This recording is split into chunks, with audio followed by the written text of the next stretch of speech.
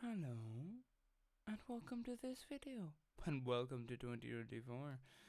Um, so recently enough, there was a bit of a news story recently about Warner Brothers, Discovery, and Paramount, possibly merging, and this is because um, both the companies have seen a pretty problematic situation, with Warner Bros. Discovery seeing an almost halving of their share price since they originally started, and Paramount also not seeing great success with their streaming scenario and all that sort of stuff. Um, these two companies are massive, but they're not that big. Combined, they would be somewhere in the realm of like maybe a third of Disney. I'm not quite sure because like stock prices aren't really a great reliable source. Like for example, Warner Bros. Discovery was worth like almost twice what they're worth now, like 2 years ago when they originally merged. So obviously you wouldn't use stock prices because they're not great. But anyway, the point is, Linus Media Group, or Linus from Linus Media Group, or as you might know them from Linus Tech Tips, recently covered this on their show, and I don't really agree all that much with what they said. So let's dive in. Let's dive into that. Together? Oh, I sorry. talked about this, man. We'll go from the start. This is scary. Warner Bros. I talked about this, man. This is scary for the Yeah. entertainment industry. Like, I ended up being at least temporarily wrong when I said that the writers and the actors were just not going to get a deal. Yeah. I think that a lot of people did think this at the time, and this comes from a fair amount of people correctly predicting that the likes of these companies, they let me sense. Imagine they use AI, right? And it doesn't it doesn't make as much money as a film not made by AI does. I don't know. Maybe they hire a scab writer to sort of pretend as if they wrote it, but like they didn't actually write it. Maybe if they hid it, you know, I if they're able to get away with like not saying the movie was there, it probably would do relatively well. Wouldn't be a great film, but a lot of films aren't these days. The best writers don't tend to really get the gig anymore because they're too expensive. They're kind of outbid by worse writers who can just mass produce stuff. It's bad, but the point I'm making is it doesn't write very well, but it does write. It can write. However, currently it's not that great at writing long stuff, so it will probably be more used in TV style productions where they're short enough episodes, not really that well connected, that sort of thing. That the AI will be better at that sort of thing. Maybe used in for the actors thing, maybe used in animation, that sort of style thing. That will be the vision of the future that they had in the future, in the near future. And the idea would be, well, even if it makes a massive loss, if we cut our costs down, sure it makes a loss, but we make a net profit. That's the kind of concept there. And then they realized, yeah, maybe this actually won't be in any way anywhere close to this level for a long time. And yeah, it probably wouldn't be a good idea to kill your projects for the next like 3, 4, 5, 6, 7, 8 years, just because 8 years from now AI is going to be working well, especially as the contract that both the WGA and SAG-AFTRA have does not last that long, so they can always just gut it for the next time. I mean, the writers and actors are not going to do that unless something changes, but the point is Getting it that done. sort of thing. And like, kudos, man. That's awesome. But this is what we're looking at now. According to Axios, the CEOs of Warner Brothers Discovery and Paramount Global met for several hours to discuss a possible merger. Warner Bros. Is currently valued at approximately $29 billion and Paramount Global approximately $10 billion. Warner Bros. Is cash. I don't think stock prices are a great thing to look at, because if Warner Brothers announced that, their movie had made, $500 million, and then a bunch of stupid people invested, and then they went, "Oh, sorry, uh, I read the graph wrong. It made 50. It made 50 million. Sorry, graph got wrong there." Obviously, then the stock price will collapse again. But you know what I mean? The kind of Google style thing, like Google's stock price jumped when they announced, their new AI models, and then they announced that they kind of faked the video that they did. I saw the video; it looked pretty impressive. They faked it, and then it fell again because everyone who invested went, "Oh, um, so it doesn't do that then." Okay, well, I fuck off then. Positive, but has $40 billion in debt, while Paramount Global has $15 billion in debt and a negative cash flow. Once again, we're going to dive into this. First of all, negative cash flow is a pretty dodgy scenario because it doesn't really mean much for a megacorp. Let me explain. When you have a megacorps tend to do fairly well when it comes to hiding cash.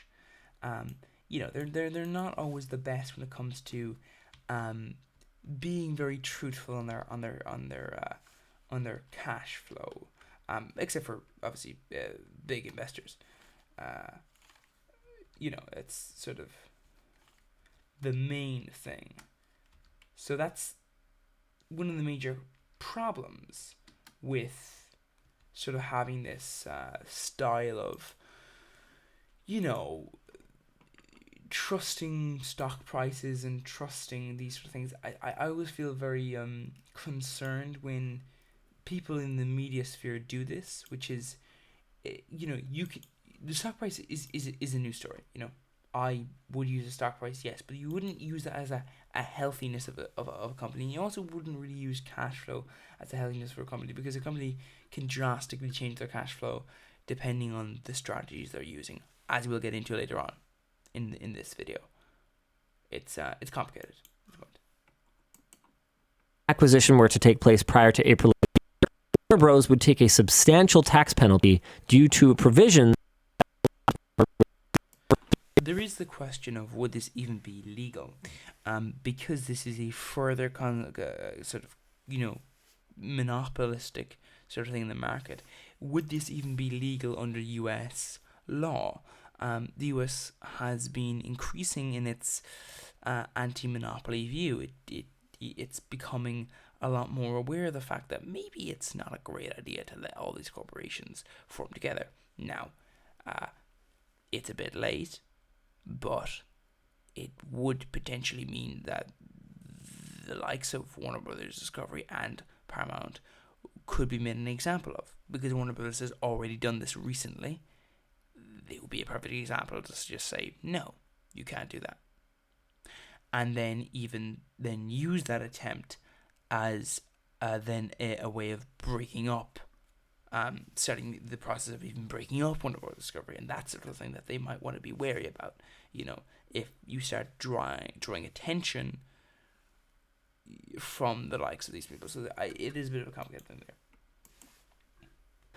Beyond their combined film and television distribution and IP, any potential merger might lead to the consolidation of CBS News and CNN, which would be a pretty bad idea, I'm going to be honest. Consolidating news organizations is a bit of a dangerous thing. Consolidating the creation of it, like the reporting, a bit different. But the actual production, you always want to be very careful of, because people do like their outlets, and you want to be careful that you don't just lose a core audience. Because it's all well and good that you can simplify things and reduce costs, and as someone who's two businesses, you can drastically reduce costs if two businesses merge together.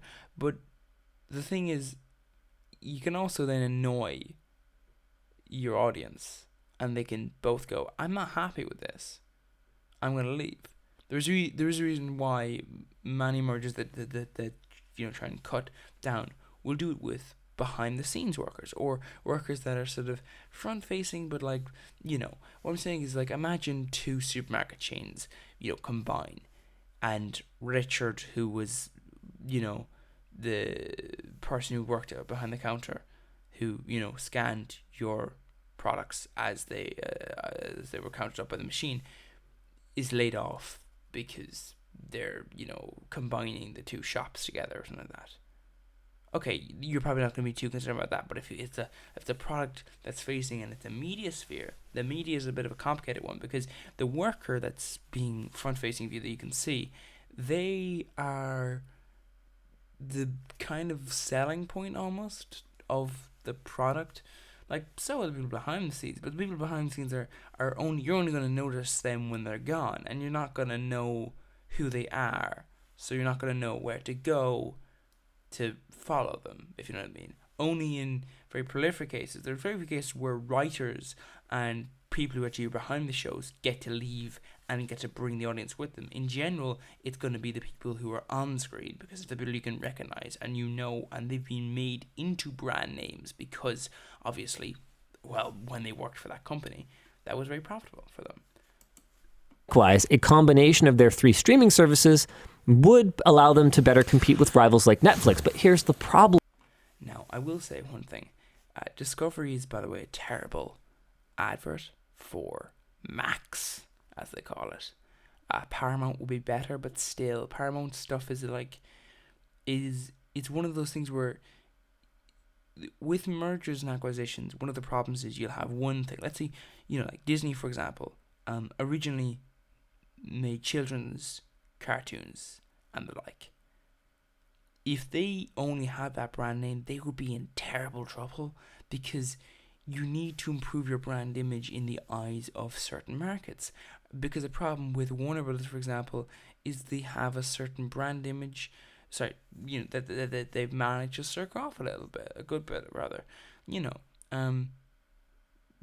Paramount has a brand image which isn't great. It doesn't, like, what I'm saying is, you don't think about the big hits when you think about Paramount.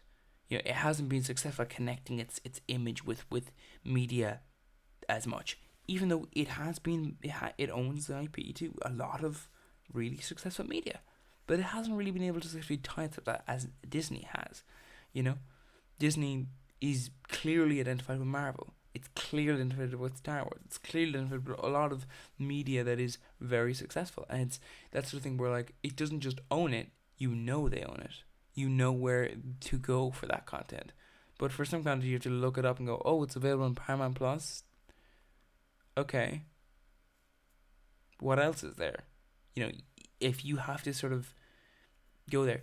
Netflix was very wise in this, which they just mass produce content. It was just like, yeah, you don't know what's on our platform. You have no idea, really.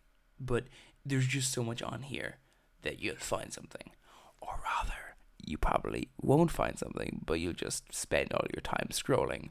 And there's just so much to scroll past that you don't really want to cancel, because just in case. And you'll inevitably find one show or one movie where they drag you just across the month line, or whatever the case may be.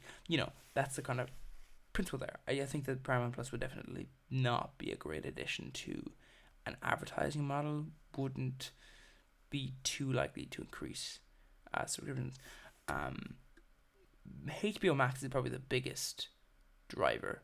HBO, sorry, is probably the biggest driver for subscriptions, I'd say. Well, maybe not, but because problem. Their whole business model is disintegrating in front of our very eyes with with cord cutting, with the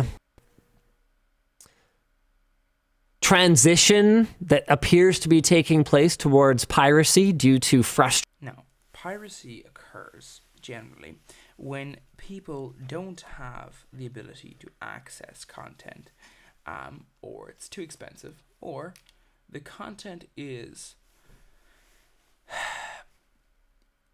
in this case, the content is on behind a subscription, where if you stop paying the subscription, you lose access to the content. That's not great. You do want to have a way of selling your content as a DVD or as a physical medium where it's not going to go away. And the likes of YouTube have been very successful at selling this, where they will, like, YouTube will sell you a movie. Of course, they will then stop you having access to that if they so please. I believe I may have been bitten by this once. I'm not quite sure though. I think I got it in a DVD box though. I bought a DVD and it had like the digital version, which was the thing back in the day. DVDs would sell you the digital version as well. You would be able to buy the digital version with the DVD. That was a relatively good selling point. The point I'm making is that the way that a lot of people are viewing media now is they go, well, I want to watch that movie. I want to watch the series. I want to watch. I don't want to lose access to it. The likes of Discovery are very successful at basically you don't really care about losing it because there's so much more to watch and you don't really feel attached to the specific thing you're watching. And that's the problem for the likes of HBO, which is people feel a lot more attached to the individual programs than this service. And that's the sort of thing that is a bit complicated. But the problem, of course, is if you're trying to build a streaming platform, selling physical media isn't great because you want to create a monopoly for your content. You want to make it so that you can only get the content on the streaming service because, well, you invested a lot of money in the streaming service, And as well, one of the problems, of course, is it's not that you just are investing a lot of money in the streaming service. A bunch of people are going to be subscribing to the streaming service who would have given you more money. The idea is that you've got two types of users. Users that are going to be giving you less money if you just sell things physically, and users who would have given you more money. And then they sort of balance each other out where you make either the same or more. That's the idea. This is simple, but what I'm trying to say is that that's the sort of idea there. Frustration, I think, with the endless mountain of services for our attention. It's ridiculous. There are some articles that I read about this that cited the increased cost of production with the new deals as something that's putting pressure. Now, here's the thing. Here's where we begin to become a little bit wrong. Let me explain this to you. Have you ever heard the term Hollywood accounting? This is the term that's used to describe the ways that Hollywood will officially not make a profit, but will actually make a profit. This comes in various forms. A studio will pay themselves money before the film is even released. Let's say a studio owns a cleaning company, and the cleaning company is hired to work on the film. So they already have made a little bit of money back already. But officially, that went up as a cost against the film, despite the fact that it's technically largely actually a benefit. Like for the studio, that's technically speaking a benefit. Now, of course, they probably had to finance that, so it's not really a benefit. They're paying themselves. But the point is that a lot of costs can be very problematic. You see, in my country, for example, we have a lot of tax loopholes where basically people are encouraged to film here. And that's why a lot of things end up getting filmed here.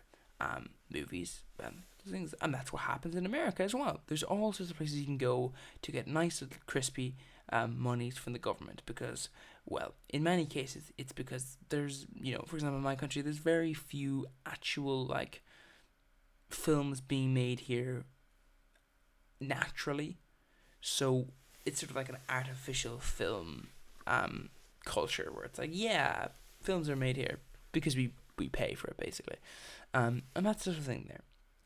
You give a nice tax little thing there, people don't have to pay as much money, there you go, you drive the cost down. And this is sort of the problem where you don't know the cost of a film. Corporation tax is placed on businesses with the intention, in a way, not to make money off of them, but actually to encourage them to invest in themselves. Of course, the problem with that is that a lot of corporations just don't bother investing in themselves and just officially invest in themselves, but actually just end up causing pushing the money to a area where it isn't taxed. And this is the case for a lot of films, because imagine your film is probably going to make around $300 million. So what do? Well, you go ahead and you ensure that the budget of film is over $300 million. So when the taxman comes along and says, "Where's your tax?" you go, "This film didn't make the money to pay tax. It made a loss." Who did it make a loss to? It made a loss to all these corporations we hired out that we also own in various different ways. And that is the thing that occurs, whereby a corporation will effectively lose money officially on the document, officially in the news. But did they? Did they really? Did they lose money? Where are the real costs of a film? You know? And where are the profits? Imagine I make a film and it makes a $10 million loss. And for argument's sake, we're going to say I don't do any of the other shady things that films do. But then it makes 20 million in merch sales down the line. Okay. So now I made a profit, didn't I? You know? These are the complicated things you have to understand. And that's the sort of thing there where it's like, okay, it's a complicated industry. We have these questions that have to be asked, which is, are you honestly telling me that this film really made this loss? Or did it? Did it not? Who knows? Who knows? Pressure on these companies, like, that was the issue that I talked about with that negotiation where I went, guys, you're asking for more money, but what money? Paramount is bleeding. I'll tell you what money. It was, I believe, a point made by,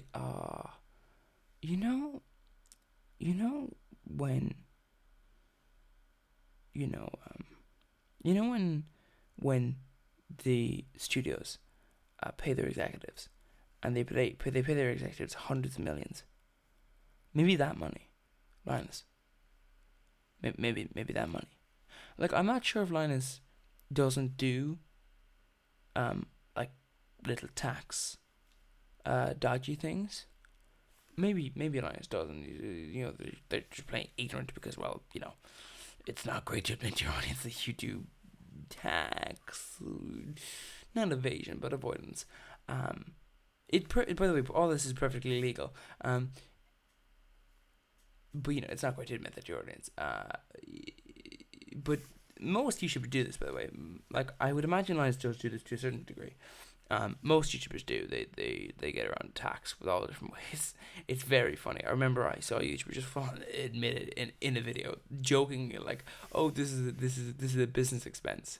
It's like, is it? It's a dinner for yourself. I mean, I feel like that's not a business expense actually in the slightest. But anyway, you know, it happens in government as well. You know, governments, you'll have like a member of government go, "Yeah, I had like a massive dinner in a really fancy restaurant." That's an expense. Is it though? You didn't have to choose that restaurant.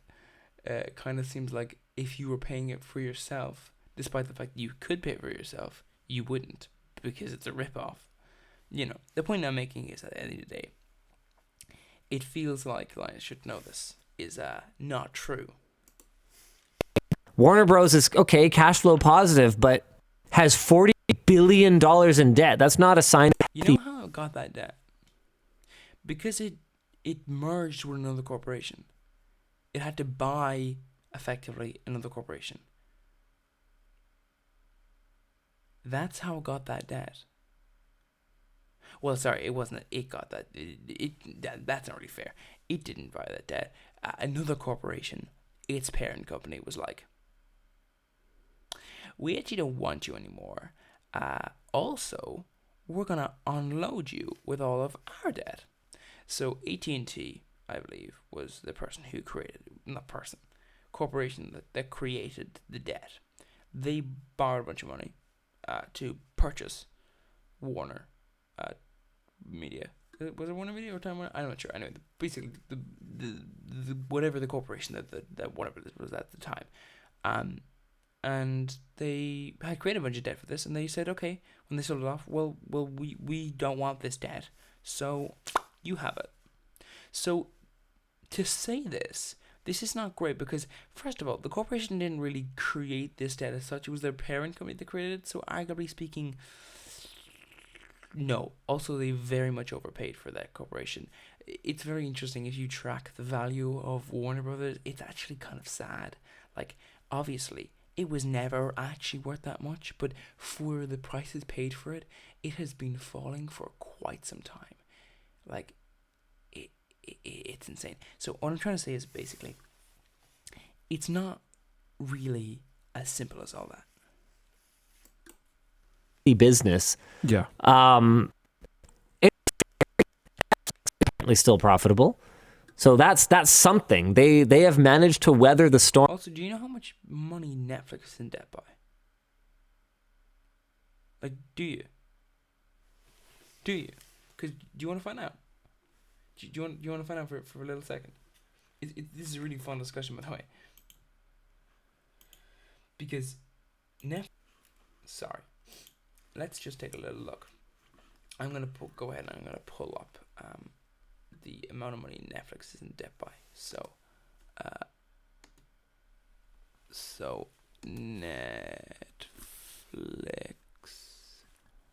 Netflix debt 13 billion, which is an increase. Now, so it's 13.9. Now, it's not an increase but it's not an increase overall. It's an increase from a point before. Like it was lower before this, but it was actually higher than this before. So they've been kind of going up and down. But my point is, Netflix has a similar debt, and keep in mind, this Netflix's debt is not as simple as just their parent company just unloaded a bunch of its own debt onto them as like a, basically, you fucking deal with that now. It's self-created. So, no offense meant, but Netflix is going to be paying that back over a long period of time, most likely. They may not get any more money. They probably will, but the point is, it's not as simple as that. It's not as simple as just, they're in debt. Everyone in there trying to be the net. Okay, I don't know. Were you able to hear that? They added subscribers, I think, this last quarter. I forget if it was quarter or month, but this last Netflix was able to increase its subscribers to the bump that they got from COVID. Interesting. And this seems to be down to the crackdown on subscription sharing. So Netflix. I mean, technically speaking, they got less people, which can become a problem.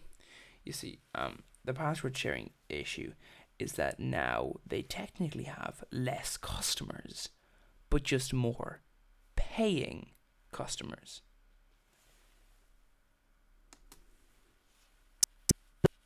As far as I everyone. Okay, why is it floundering with absolutely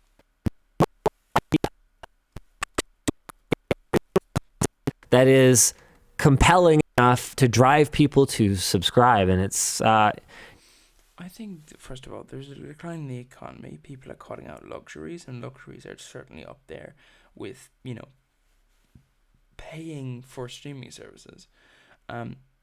When you look at something which is a streaming service, when you're in the money, it doesn't look like much. But when you are looking to save money, this is a thing which is constantly sucking you dry. Like, if it was a one-time purchase, if it was $100, for example, You might purchase it even though you're in a struggling position because it's a nice thing for yourself. But this is ongoing. It's never going to end for you. You will never stop paying them money until you cancel. And then you go, okay, maybe I should cancel. And then you forget about it. And you just stop paying the money and there you go. So that's first of all the first thing. They're seeing Netflix is seeing an increase because of the password crackdown, but it's also seeing a decrease in like actual overall customers, if you know what I mean. But not really a concern for their economics. But you know what I mean. But the point is that at the end of the day, it's a rough patch for them. It's kind of scary because I like movies. I want there to be movies and TV. I think that a suggestion would be if you break up the monopolies, they won't be so monopolized. Like AT&T is not in general a media company. They unloaded a bunch of debt onto a media company. That's sort of a shifting of its. What I'm trying to say is it's a bit of a complicated thing, which is I think is if you divvied it up, it would probably make more sense for the consumer at least. And it just feels like for the whole model not being feasible anymore.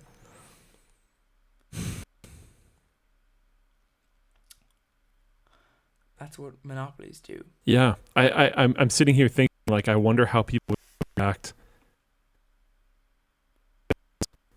See, this is what monopolies do, though. When all these corporations are trying to secure a monopoly over the streaming market, what they're all doing is they're all cutting their prices. Their prices for their subscriptions. They're all cutting their tax things. They're trying to make as much money as possible, but at the same time they're paying hundreds of millions to executives. And Linus, if you paid yourself tens of millions and Linus Media Group was like, we are in debt by less money than you're paying yourself every year, if you just took a pay cut, we wouldn't be in debt. We wouldn't keep going to debt. If that was the case, would you do it? You probably would. Because you wouldn't want your own company to sink into nothingness. But the thing is, when a corporation is solely based on stock price, when it doesn't really matter, because banks will never really bail on them because they're just kind of not too big to fail, but they're like too big to fail in a sort of a mid-sized way, where it's that sort of perfect size where they're so big that they're such a nice little earner, but as well they're not too big that it's like, yeah, this is so much money that we better bail out now, sort of thing. You as a shareholder, you don't really care all that much. Because you're not really concerned as much. But maybe you should be. Maybe if you're a shareholder of one of those, well, what can you do? If you're a general shareholder, it's really the main big shareholders that are able to actually affect things. And they tend to be wealth management firms that definitely don't care because they do the exact same thing. A legitimate forever that wasn't like giving stores He's talking about that's more or less been tried. Well, yeah, and I think people, I mean, Netflix only recently ended their DVD sales. That was only a recent thing. other than no one's going to do anything about it. Burn. everything tough. they can. I mean, I think that Americans maybe should watch more foreign films.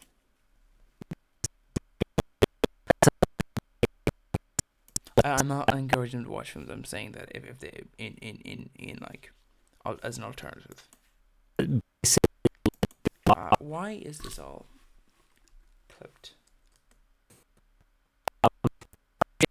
Force it. You know, like I think the problems that arise here are going to be that the way that a lot of these corporations are structured in a way that it doesn't matter about profit. It matters about stock prices. So, you know, RCM 024. That's a big negatory. Disney Sorry. Plus has Disney Plus. It's about is Disney Plus is doing okay. Disney Plus has basically led to Bob Chapek. JPEG getting booted. It was a disaster. They've lost a ton of money on it. No. I find this to be like if you've ever played. Okay, this is gonna sound like such a if you've ever done like an economic model for running a business, one of the things you can do is you can just sink a bunch of money into a business, and then you lose it all. You lose like so much money. You know, you lose practically all your investment, and then you get it back over the course of a period of time. And that was the plan for Disney. And the problem is there's no real way of knowing if that would ever happen. It's such a risky move. Like if you chuck 50 billion at something, it could be worth a couple of trillion like 3 years from now. But it could also be worth nothing. You know? You don't know how much these things will be worth in future when you just chuck money at it, because they're not making a profit when you chuck money at it. They're nowhere near making a profit. But that's not the end point. If I put a price, like let's say I'm you know, I'm Disney and I say, okay, it's €9 to get Disney Plus.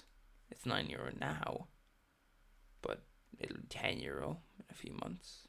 And 11, then 12, then 13, then 14, then 15, then 16, then 17, then 18, then 19, then 20. Suddenly you're paying €20 every single month. A bunch of users have dropped out, but they still make enough money to, make a profit now. Also, now that their investment was a long time ago, their costs have substantially decreased. Because they didn't use debt capital. One of the things you don't do when you're building one of these things is you don't use debt capital, because debt capital can be a problem, because it can often come up. Depending on how often you have to pay it back. But if you've got a recurring thing where you have to pay that money back, that can cause massive problems to your balance sheets, where you're making a loss every single year because of the way you've set it up, the way that you've, sectioned your payments. You're officially paying this back this time, which is why a lot of these companies do tend to use their back money, because at the end of the day, that means that 3 years from now, if you invested billions of dollars into a project, now on the balance sheet, well, look, this year was very healthy. It's like, well, we didn't make our money back from our investment, yes, but we made our money back from this year's investment. Very bad. State Killer says, I don't think writers and actors are at fault that every... Yeah, once again, the executives of these corporations get paid hundreds of millions. Collectively, if you add up the executives, they get paid several billions. It's kind of an odd question to say oh, why are these corporations?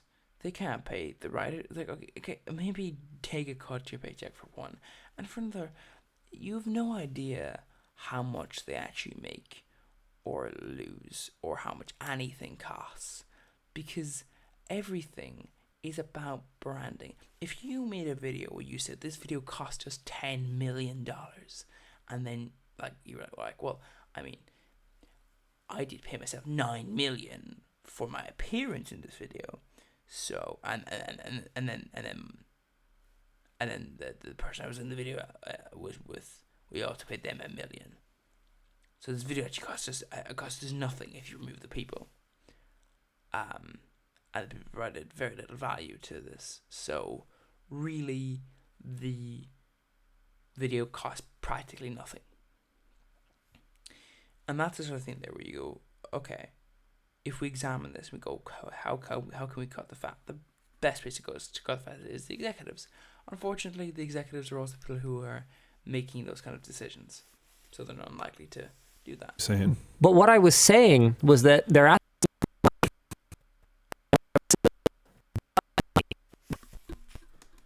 The point is, do you think that if you gave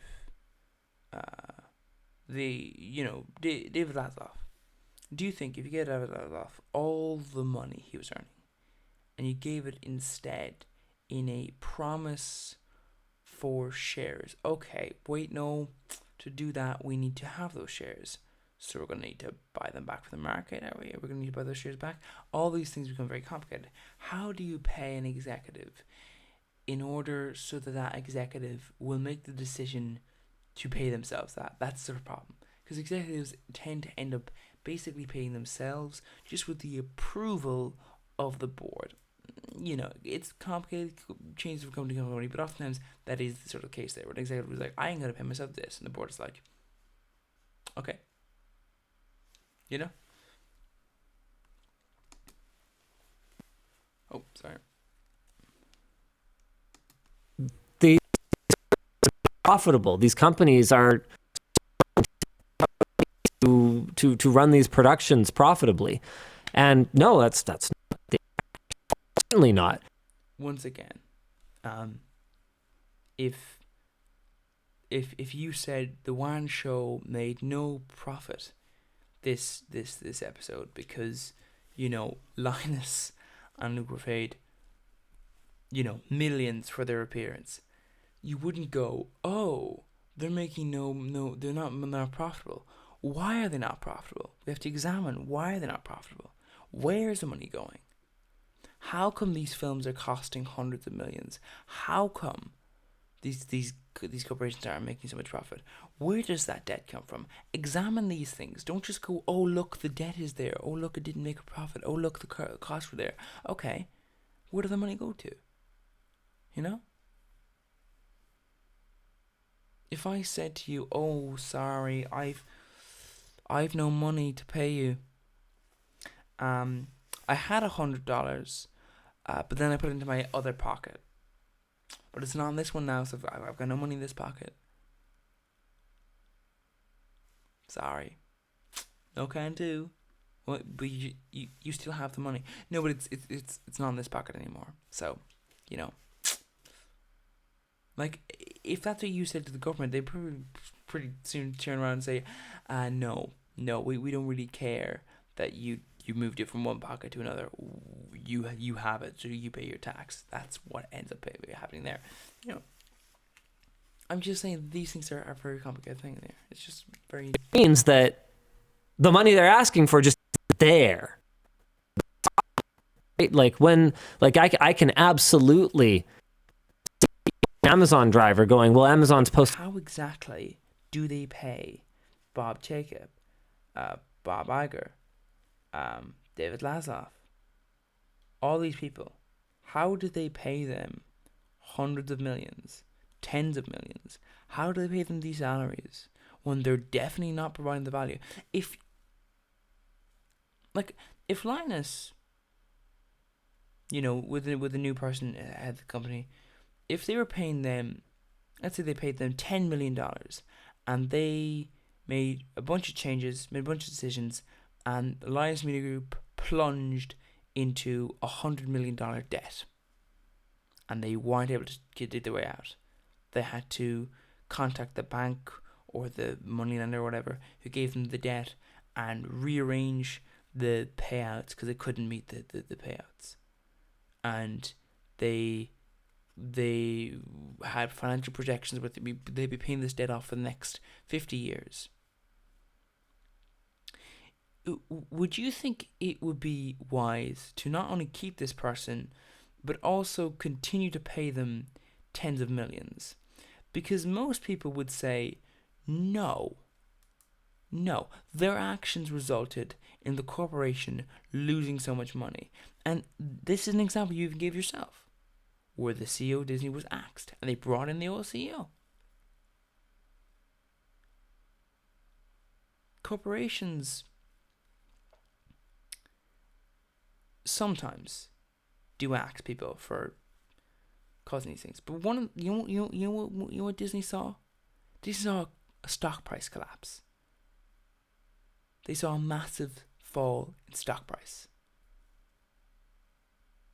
Do you know one of the points people point out with Tesla is, the points they point out is this: Tesla makes almost no money and has made almost no money for years, right? And the money it does make is dodgy in its aims. Yet it is worth like close to $1 trillion. How is that? Well, it's from idiots and people who know how to profit from idiots. You know? That's a simple statement. Tesla's stock price has got nothing to do with its profit. It's got nothing to do with the amount of cars it sells. It's got nothing to do with anything except hype. And Disney saw their stock price go down. However, if Disney simply lost a few billion and didn't see a stock price go down because investors had confidence they'd make that money back and it didn't go down, that's why you keep CEOs. Because, sure, they may have killed the company's chances of ever making a profit ever again. They may even have killed the company in its current form. But at the end of the day, investors did not see line go down. And when investors don't see line go down, investors do not give a fuck. Now, obviously, that doesn't mean that it's a wise decision. You know, you would obviously ask the question, well, investors, is it possible that maybe you could make more money? Line could go up even further if you did this. Yeah, but line could also go down, couldn't it? That's a change, you see.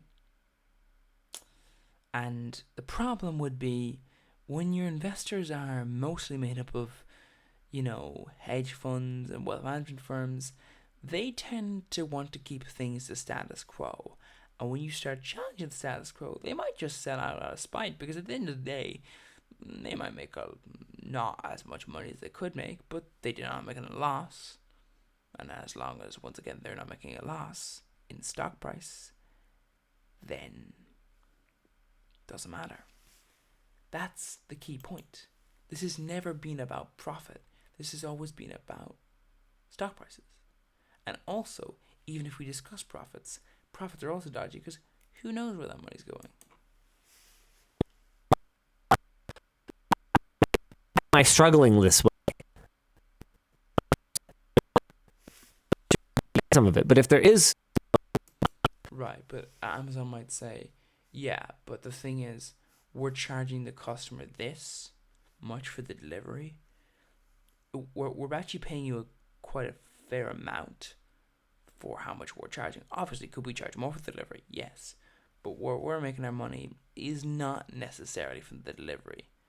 Like pure from the delivery side of things, not too much money being made there. You know, like technically speaking, Amazon can say to the driver, you've got a van filled with free shipping because of Prime, in your truck, technically speaking, from just the deliveries, we should be paying you no money. Because, like, officially speaking, we made no money from that. Obviously, the reason why the customer decided to pay us $10 a month was because of the free delivery. So, effectively speaking, there's like a few $1,000s worth of goods in there, worth of delivery in there. But, the point is, Amazon's argument there can very much be, but it doesn't matter that our end profit is that high, because that's not where we made our money. There's very little profit, very little money made that you didn't get off of those delivery things. Of course, not really. That's not really true, is it? That's nowhere near true. People pay for Prime, people pay for the goods, and the delivery is practically included in the price of the good. Amazon is taking half of what the seller is being paid. Say half of what you're paying. I mean, at the end of the day, that kind of implies that Amazon is doing something. But what are they actually doing that costs money? The main thing is delivery. Which, so. That's a fundamental problem. Come to the table and try and solve. I don't know. I just wonder. I find it unlikely the Lions Media Group does not have an accountant or a business person who ensures that they make as much money as possible. If you're chalking your videos full of sponsors that may not necessarily be the most ethical when it comes to consumers, yeah, you probably wouldn't be paying that much tax either. Let's be honest. I just feel like, is Linus intentionally being obtuse here, or is this like a being unaware of the loopholes that, I'm sure like Linus Media Group is not using all the loopholes that obviously corporations like Warner Brothers Discovery have access to, but still, I'd say a fair amount of them. And obviously Canada is a bit different, but I mean, like that's the kind of move that you would see from a YouTuber, like, oh, Lions Media Group has officially delisted from Canada and is officially a Cayman Islands corporation. Lions Media Group Holdings, which owns Lions Media Group, and that kind of thing is what is the kind of thing that occurs there. It's a complicated thing. You don't know. And if you've ever tried to look at stock prices for some corporations, it's really fucking annoying. Like, you'll see like, oh, well, this corporation is listed in 5 different forms. They're listed as like this unit here, this unit here, this unit here. So officially the stock price is this, but also this, and also this, and also this, which is dodgy. A corporation splitting itself across different stocks is always a dodgy thing to see. It's interesting. Especially one of the other interesting things is when a corporation that is on the stock market owns a good portion of shares in another corporation. Anyway, point I'm making is it's the stock market is a very complicated thing, and it is a driver for a lot of this.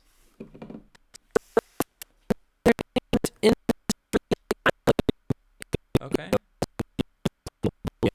Sorry, what was that?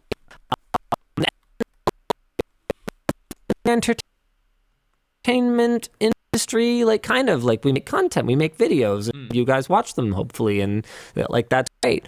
And a lot of the same pressure. Yeah, I mean, I would actually like to see the amount of money that like Disney, Warner Brothers, Paramount, all these corporations make on advertising before the film is even released. I'm not sure if they actually get the money before the film is released. I imagine there's probably clauses in there for like if the film does really badly that, like, but maybe not. Like if Disney's a bit dodgy, but they probably don't want it to be like, oh, our film did really badly, and also the clause in the contract states out that the company that was supposedly going to pay us like 10 million for this ad in this film is now not doing that. What I'm saying is that when you see like blatant product placement, that's generally means that corporation paid a lot of money for that, which is weird because it also means that we know it's an ad. So it's not even like psychologically working on us most likely. Like if it's a big name brand, then it's not really gonna work. Like anyway, that's a side thing about psychology. But the point is, how much did McDonald's pay, for example, for the Loki commercial to Disney? Who knows? All that money, did none of that go back to Disney before the film launched? Who knows? Did that go to the film budget, or did it go directly to Disney? Do you know? How do you know? Like, I think there's was there a film before that was entirely funded by I'm not sure if this is a true thing that happened or was it like a concept, an idea, but like a film that is entirely funded by brand deals before the film comes out. It has already paid for itself. It's already made its money. Advertisers pulling out en masse, like the Okay, I why is the internet so bad? And it's a bit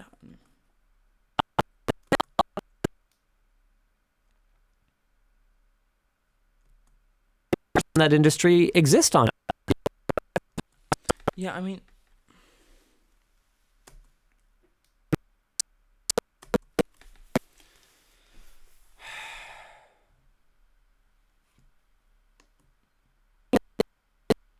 Like, we make content, we make videos, and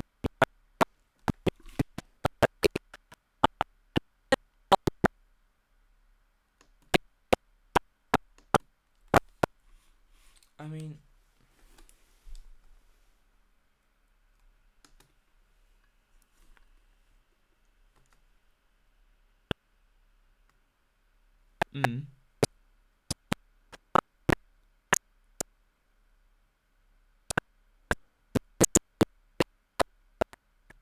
yeah.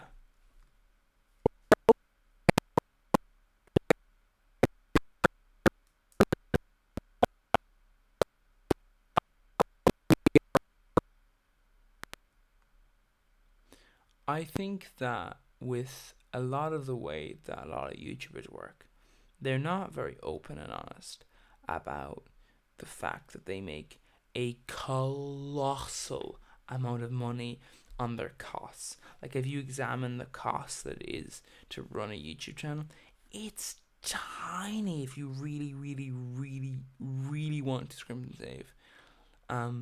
It can be so small, and you don't think about it as much because like the amount of money being made is like not as insane as like a Disney film. Like if a Disney film makes $100 million, like, okay, that's insane for one film to do, right? But when you look at that and you go, oh well, I mean, realistically speaking, it only made like, it didn't even cross the 100% mark, right? On cost, like it also costs an insane amount. So as a return on investment, it's actually not that great. But when you examine YouTube,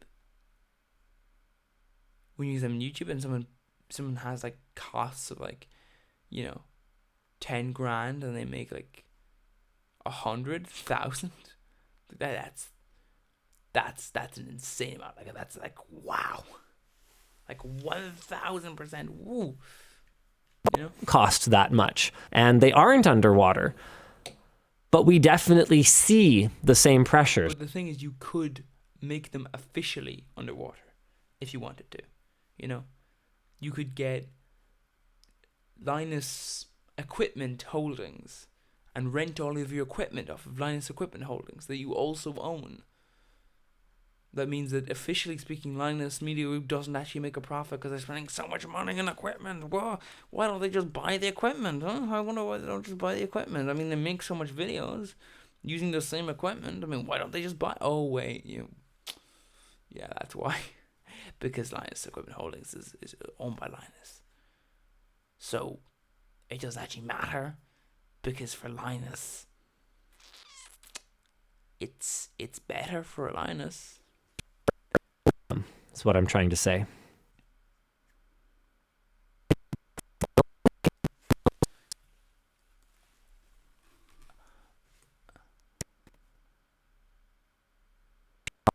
Is YouTube profitable? Good That's good. question. It's good that people are able to understand. Ooh, God, that you have no idea if a corporation is profitable or not. Like, you've no idea. There's very few ways to tell if a corporation is profitable or not. Like, very few ways. You know?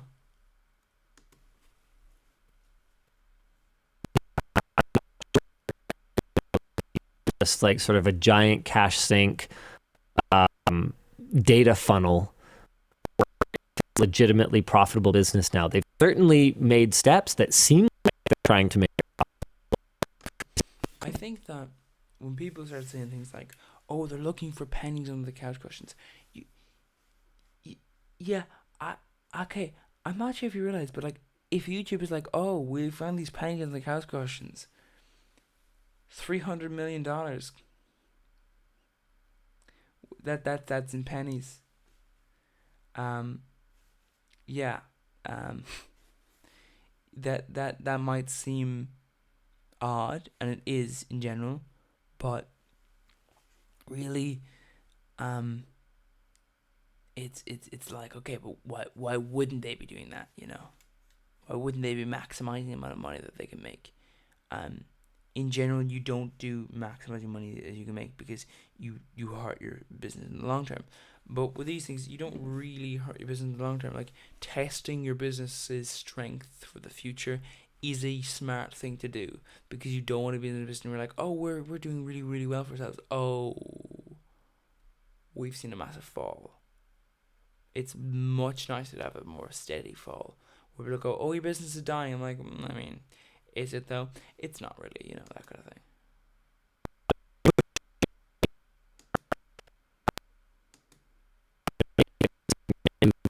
TV. There's a few reasons why they push premium really hard. One of the reasons is ad blockers. See, if you have a ad blocker and you don't have premium, why would you have an ad blocker if you did have premium? You aren't giving them any money. But the thing with an ad blocker is you're probably not going to give them any money anyway. See, with the exception of unskippable ads, if you don't watch the ad, as in if you don't watch like 30 seconds or click on the ad, you don't actually cost the advertiser any money, which means you didn't make YouTube any money, which back in the day YouTube understood, and they didn't really care about ad blockers because, well, they understood that the person who's using ad blocker is probably going to be skipping those ads, you know? And then they went to war with ad blockers. And you know where that was? That is because they launched YouTube Premium. Because now YouTube doesn't want you using an ad blocker, because if you use an ad blocker, you're using a free alternative to YouTube Premium. Before, you were using a free alternative to pressing skip and a better alternative. And in YouTube eyes, actually a better version. Because if I'm an advertiser and I see that I got 1 billion impressions, but I got very few actual views, very few interactions, that might be great for my pocket, but it doesn't look great. It doesn't look great that loads of people watched the start of my ad, but very few people went ahead and clicked on it. But of course, that's what happens when you keep shoving an ad in someone's face. If YouTube keeps recommending your product, you've skipped so many fucking times. Like, okay, YouTube, I don't want to buy this product, okay? I don't want to buy this product. Please stop showing me the ad. that ad is going to keep coming up, and that ad is being counted as not a view, but as an impression for the advertiser. So that's why YouTube went to war with ad blockers. And it's a simple statement, which is that they realize that a lot of viewers don't watch the ads, which means that they don't really make money off them. And before, they were like, okay, fine. Now they're like, no, we want to make money off of them by selling them a version where they don't have to watch ads. Excuse me. There's lots that they've done. I believe. Lowering default. Streaming. I don't know. That reduces costs a little bit, but yeah. I don't think anyone out brass actually knows. Once again, it's an example of what you can do if you are willing to. You can move money around. YouTube could rent a bunch of data centers from Google, and then officially speaking, they're not in profit, but Alphabet, their parent company, would examine that and go, well, I mean, technically they actually do make a profit because they make money for Google by renting servers. And all I'm trying to say is at the end of the day, there's also ways of moving money about where you can make a corporation officially not make a profit, but Google included, YouTube included.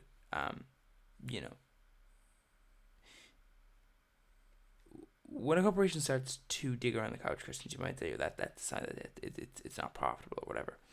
It's more likely that it's a sign that the corporation doesn't think it's going to grow. And when corporations don't grow, they see a problem from investors. Because investors don't just want to see a profit. They want to see a profit increase. You made $1 billion this year. Well, we want you to make $1.2 billion next year. And that's the sort of point there. All in all, I feel like Linus didn't really, most people don't understand the fact that movies don't cost as much as they actually are said to cost, and they make more than they're said to make. But even in that case, do they actually do that? Who knows? Because, the calculations are kind of all over the place, and, it's complicated.